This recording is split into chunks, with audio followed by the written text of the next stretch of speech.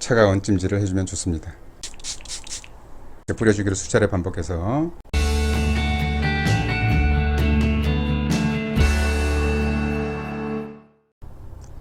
안녕하세요 건강님, 잘 지내고 계신지요? 요즘 피부 가려움증은 좀 어떠신지 궁금합니다. 전에 알레르기성 피부염으로 고생하신다고 했는데 알레르기성 피부염은 가려움증이 가장 고통스럽겠습니다. 오늘은 제가 가정에서 효과적으로 피부 가려움증을 줄일 수 있는 방법에 대해 알려드릴 테니 잘 읽어보세요. 보통 피부에 습진이 생겨서 병원에 가면 이유를 알 수 없는 습진과 함께 가려움증이 나타나면 보통 알레르기라는 병명을 붙입니다. 알레르기라는 단어는 원래 이해하기 힘든 혹은 이상한이란 의미에서 출발했답니다.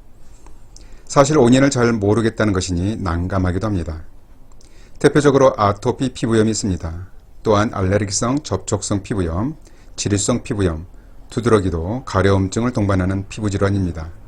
원인은 유전, 특정 식품 항원, 특정 호흡기 항원, 비특이적인 온도나 압력 등 물리적 자극이 원인이 되기도 합니다. 원인이 전혀 파악이 안 되는 경우도 무척 많아요. 피부에는 다양한 증상이 유발될 수 있는데요. 만약 가려움증이 없다면 알레르기가 아니라고 할 수 있습니다. 알레르기라면 100% 가려움증이 동반되니 참고하시기 바랍니다. 예를 들면 발진이 생겼는데 가려움증이 없다면 이것은 피부염이 아니라 혈관염일 수 있어요. 피부가 붉고 비듬처럼 각질이 일어나는데 가려움증이 없다면 또한 건선일 가능성이 높죠. 건선은 경계선이 뚜렷하기 때문에 쉽게 구별이 가능하답니다.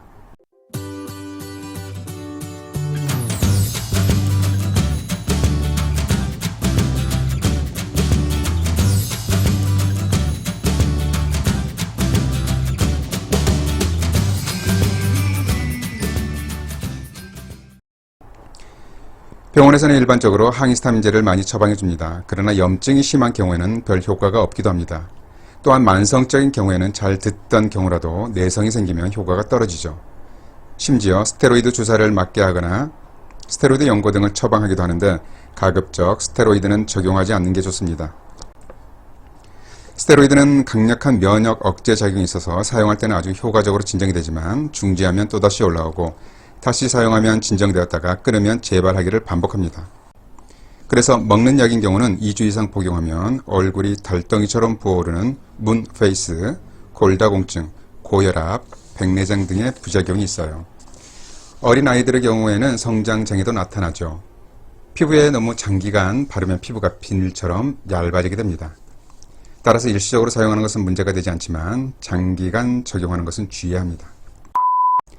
그럼 가려움증에 효과적인 가정요법을 알려드릴게요. 우선 냉찜질입니다. 가려움증이 일어날 때는 피부가 붉어지고 열감이 나타나면서 가려움증이 동반됩니다. 이때는 가급적 긁지 말고 냉장고에 온전한 캔을 몇 개 넣어두었다가 차가워진 캔으로 차갑게 마사지를 해주면 일시적으로 가려움증이 진정됩니다. 손이 시려울 수 있으니 장갑을 끼고서 캔을 잡으셔야 합니다. 냉찜질은 열감을 동반하는 두드러기의 맥관 부종과 가려움증에도 큰 도움이 될 것입니다. 냉장고에 넣어둔 차가운 캔으로 가려움증이 만약에 있는 부위가 있다면, 습진이 있으면서 가려움증이 있는 부위가 있다면 이렇게 차가운 찜질을 해주면 좋습니다. 그래서 이제 시원함이 없어지면 캔을 몇 개 넣어놨다가 또 다른 캔으로 이렇게 차가운 작을 주시면 일시적으로 가려움증을 긁지 않고 진정시킬 수 있습니다. 가려움증은 피부에 나타나는 염증 반응으로 인해서 히스타민이나 프로스타글란딘 같은 화학 물질이 분비되기 때문인데요. 따라서 염증 관리도 중요합니다. 이때는 유분피 약초가 좋아요. 유분피는 느릅나무 뿌리 껍질인데요. 인터넷을 통해서 쉽게 구입이 가능합니다. 이것이 바로 유분피입니다. 유분피는 성질이 평이하면서 피부염을 진정시키는 효과가 좋습니다. 유분피 100g을 물 2리터에 넣고 1시간 정도 약한 불로 끓여서 식힌 다음 이것을 스프레이 용기에 넣어서 피부에 자주 뿌려주면 좋습니다. 약국에서 4 곱하기 4 크기 거즈를 구입해서 여기에 유분피액을 적신 후에 심한 피부염 부위에 덮어서 마르면 다시 덮어주기를 서너 차례 반복합니다. 해당 부위에 거즈를 놓고 그 위에 스프레이로 적셔주기를 반복해도 됩니다. 그리고 유분피 다리넥을 스프레이에 넣어서 병변이 있는 염증 부위에 이렇게 뿌려주면 좋습니다. 이렇게 씻어내지 말고 그대로 말리면 됩니다. 한 가지 방법은 거즈에 스프레이를 통해서 이렇게 적셔준 다음에 이것을 이렇게 대줘도 좋습니다. 이렇게 거즈를 대주고 그 위에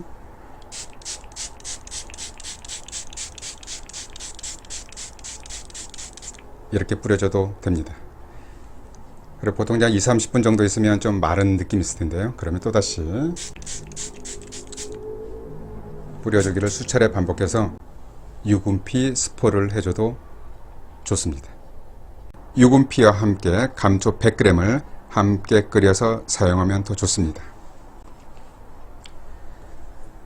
감초는 모두들 잘 아시죠? 추가하자면 한없이 더할 수 있겠는데요. 유분피와 감초 정도면 일반적인 피부염을 진정시키는 데 충분한 효과가 있겠습니다. 피부염이 서서히 진정이 되면서 점차적으로 가려움증도 줄어들게 될 것입니다. 유분피액은 어린아이들의 아토피 피부염에도 좋고 진물이 나는 습진, 긁어서 상처가 있는 염증에도 좋아요. 심지어 중풍 환자들의 욕창에도 새살을 돋게 하는 효과가 있습니다.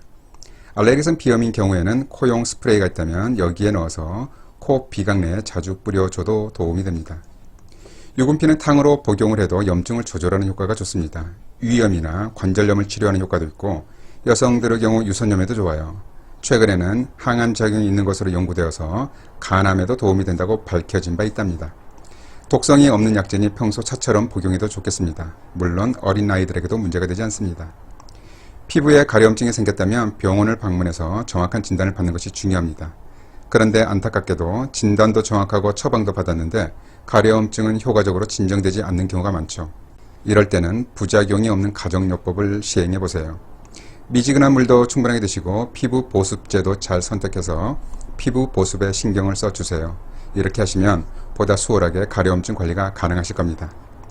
참고로 피부 가려움증에 매운 음식을 드시면 안 돼요.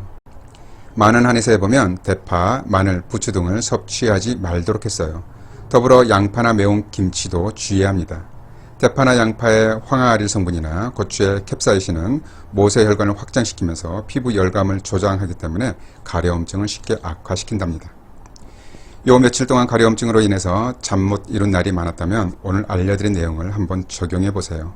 모르긴 몰라도 해보길 잘했다 싶으실 겁니다.